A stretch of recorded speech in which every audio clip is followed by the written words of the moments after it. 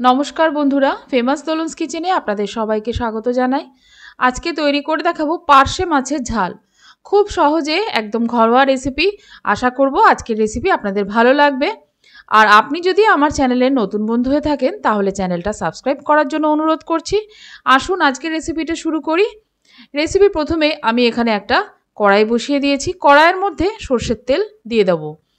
এবার যেহেতু আমি এখানে সর্ষে বাটা দিয়ে রান্না করব, তাই এখানে আমি কিন্তু সর্ষের তেলটা ব্যবহার করলাম।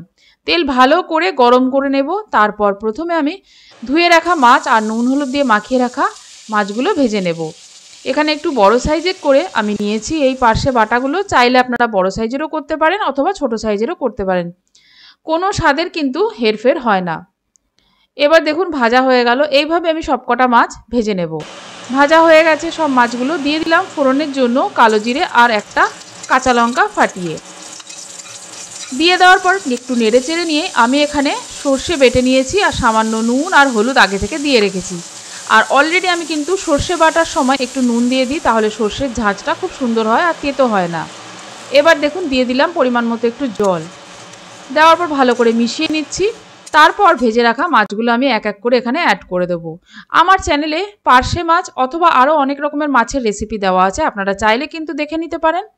আর এখন দেখুন আমি কাঁচা সর্ষের তেল ওপর থেকে ছড়িয়ে দিলাম।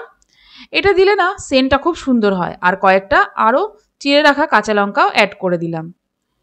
এবার দেখুন রান্নাটা বেশ হয়ে এসছে। খুব বেশিক্ষণ সময়ও লাগে না, চটজলদি হয়েও যায়।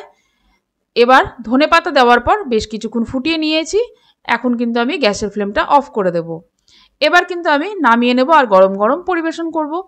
আশা করব আজকের রেসিপি আপনাদের ভালো লাগলো। ভালো লাগলে কিন্তু অবশ্যই লাইক ও সাবস্ক্রাইব করে নেবেন আর সঙ্গে থাকা বেল বাটনটা প্রেস করে দেবেন, তাহলে যখনই আমি নতুন কোনো রেসিপি আপলোড করব সবার প্রথম আপনার কাছে নোটিফিকেশান যাবে।